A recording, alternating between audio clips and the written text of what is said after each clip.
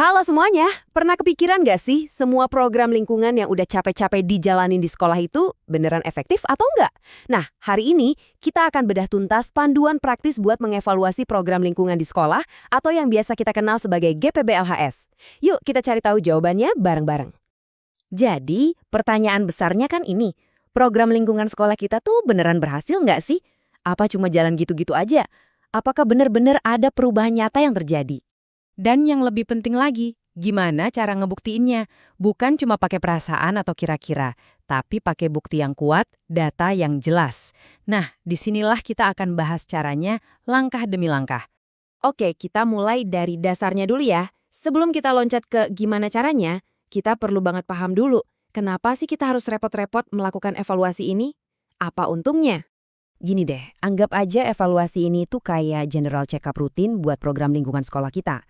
Tujuannya itu bukan buat nyari-nyari salah loh, tapi untuk tahu udah sejauh mana sih program kita berkembang, target apa aja yang udah kecapai, ada hambatan apa aja yang mungkin gak kelihatan, dan yang paling penting, dari situ kita bisa bikin rencana perbaikan buat ke depannya.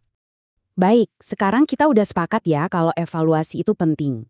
Pertanyaan berikutnya, siapa aja sih yang perlu kita ajak, dan senjata apa aja yang bisa kita pakai buat ngelakuin proses ini?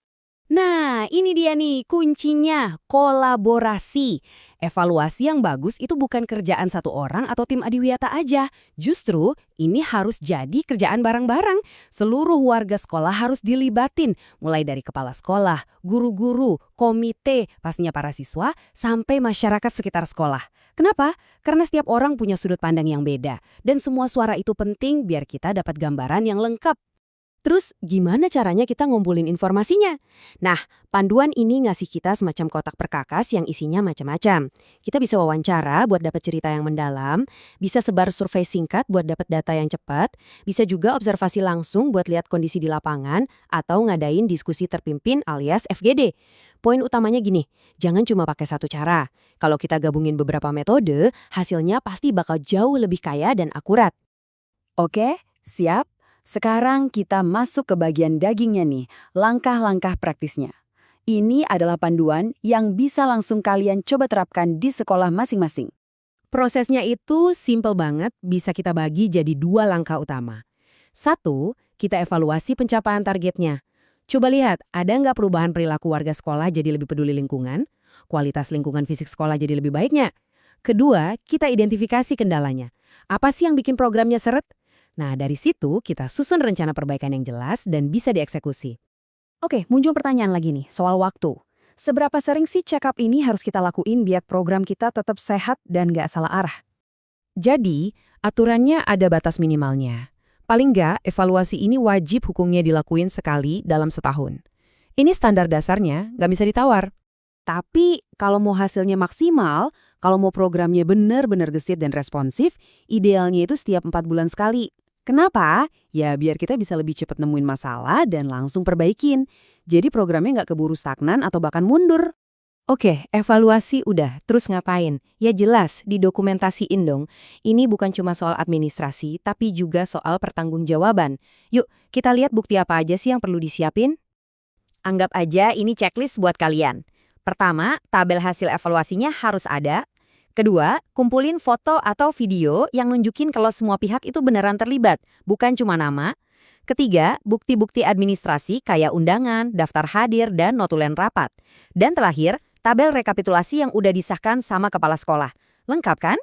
Nah, ini dia contoh gimana data mentah tadi diubah jadi sesuatu yang super berguna. Tabel sederhana kayak gini tuh efektif banget. Coba lihat. Kita catat kegiatannya, capaiannya berapa persen, terus jujur aja, tulis kendalanya apa. Misalnya, kurangnya kesadaran. Nah, yang paling keren itu kolom terakhir, tindak lanjut. Dari masalah tadi, langsung muncul solusi sosialisasi per kelas. Keren kan? Ini yang namanya mengubah data jadi aksi nyata. Kita udah hampir di akhir nih. Sebagai penutup, penting banget buat kita punya mindset yang benar soal evaluasi. Ini bukan soal menghakimi, tapi soal jadi lebih baik. Jadi, ini poin yang paling penting buat dibawa pulang ya. Evaluasi itu bukan akhir dari segalanya. Hasilnya, mau bagus atau jelek, itu bukanlah titik finish. Justru sebaliknya, ini adalah garis start baru.